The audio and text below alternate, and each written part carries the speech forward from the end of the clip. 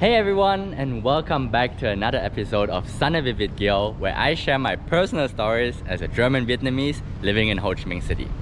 And today, I was thinking to talk about a misconception, I would call it, that many of my students face because we just opened the new A11 classes for German, and obviously I often ask them, hey, why do you want to go to Germany? Why do you learn German? Do you want to study abroad? Do you want to experience something new?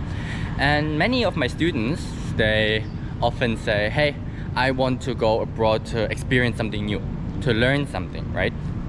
And I think there is one part that always surprises me, because whenever I talk to Vietnamese, I feel like they always want to trải nghiệm.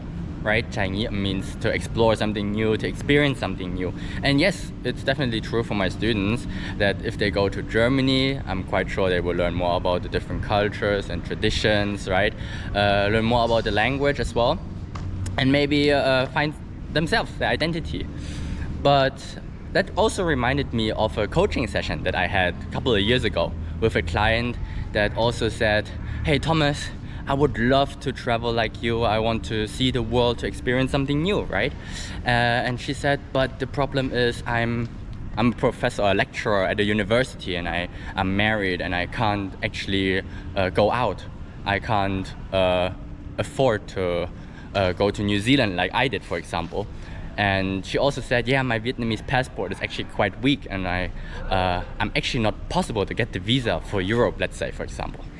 And in that sense, I realized that too often people are really focused on the part of going abroad. And when I asked her, okay, so you said you want to go abroad, right?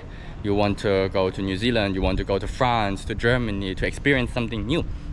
And she was like, desperately, yeah, but I don't get the chance to do it, you know? It's more expensive, you don't earn as much in Vietnam, and I completely understand all those points.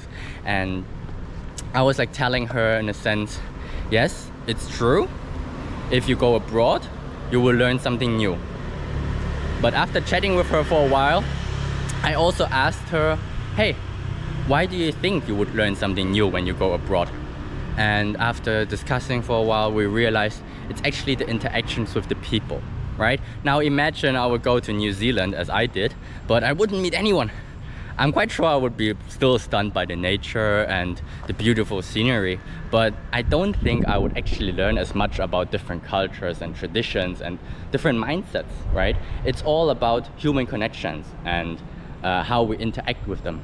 So I was asking my coaching client back then, so if you had a chance to meet those people, what would you ask them? What would you talk about? And she would be like, yeah, I would love to learn more about how they think about the world, what they think is important, their values and stuff. And she's actually from Hanoi. So I asked her, hey, what do you think about Hanoi? There are probably a lot of foreigners as well. And would you dare to speak to them? Like, let's say you are Ho Hang Kiem, like on the lake, and you see foreigners, would you actually meet them and talk to them? And she's like, no, I can't do that. My English is really bad, and I don't know anything what I should talk about. And slowly but surely, we actually discovered where the problem areas were. So it's actually not the part that you can't find or can't go abroad, but actually the mindset, would you actually dare if you had the opportunity? So after discovering that you can actually trải nghiệm in your own country or in your own town, and especially with social media, you can actually meet a lot of people abroad as well, but would you actually dare to meet them? And she was like, oh, okay, but I don't know where to start, and I wouldn't dare to meet them. So actually I introduced couchsurfing to her, a platform where you can meet others actually for traveling, usually where you can stay at other people's home that live there, right? And there are also those meetups where they can reach out to you and connect, and then you can show them the city. And I was like telling her, why don't you trải nghiệm, like experience something new by meeting those people, those foreigners, and show them the city. And she was like, oh no, but I don't know anything about tourism. I don't know the city. I just know good restaurants. I'm like, that's perfect. Why don't start there and show them what authentic Vietnamese cuisine is like, or show them your university or your campus. All those things that are actually relevant, right? And picture or portray the real Vietnamese lifestyle. And after pushing her a bit, she actually started to enroll or not sign up for this platform, and then she actually reached out to people. And since then, at the beginning she was still shy, and I was like just pushing her a bit, and then since then she's been meeting loads of foreigners, loads of different people from all around the world, even though her English is still broken. But she manages to communicate. She shows them all those authentic places that you wouldn't find in a tour, a professional tour with a professional tour guide, right? And the feedback has been great, to the point that she actually does it on a regular basis. And she spams me all the time with the photos and those voice records of things that she learned during that time. And I'm actually really glad. And at some point, an agency actually reached out to her to help them with a tour, right? Even though she has no background in anything. And I guess the biggest highlight for me was when she took part in this tour, and there was another girl in there who studied tourism, and that little girl said like, oh, you can't do it like this, that's not professional, blah blah blah. But in the end, my friend or my client got way better feedback in doing her tour the way she did, right? Because it's like authentic. It's like showing your own culture, tradition and values through your own interest. And I think that's so important to connect to today's society. And during those interactions, she obviously also learned a lot about different cultures and mindsets, right? So what I want to point out here is, oftentimes I don't think that we have to go abroad to really experience something new. And I'm really glad that she found this out. And even till today, even like 4 years later, she still sends me loads of photos from her Indian friends or Pakistani friends or like Korean friends or wherever they're from. And I was like, oh, Thomas, did you know that in Korea it's like this and this and this? And did you know that in India it's like this and this and this? And even years after they had this interaction, they would come back to Vietnam and message her. And I think that's the beautiful thing about trải nghiệm, or in this new age where you can actually connect online, meet offline, and learn something new without those worries about, okay, visa, and oh, I don't have enough money to go abroad because it's expensive, of course, the flight tickets. But nowadays we have so much opportunity to actually trải nghiệm or experience something new in our home country. And then the full circle, I was also telling in the A1 class, in the German class, yes, it's nice that you want to go to Germany, and I'm sure you will learn a lot over there, but it shouldn't start when you're over there. You can already start now by going to language clubs, language meetups. I'm living in Ho Chi Minh City, and my students as well.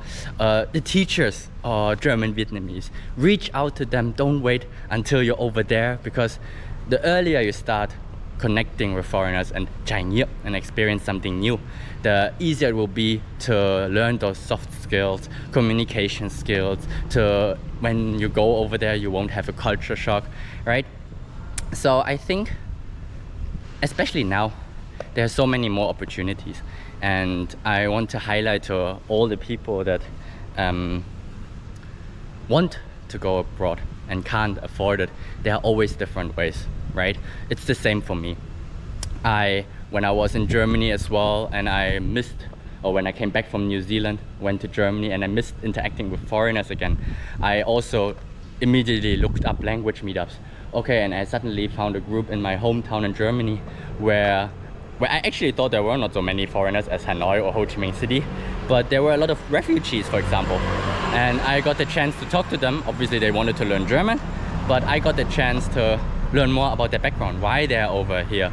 So you meet loads of different people in your own community, and you can have a wonderful experience. So that was my take for today.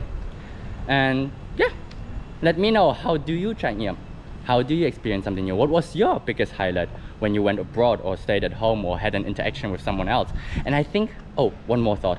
What I think as well, different backgrounds doesn't only necessarily mean that they're from a different country, right?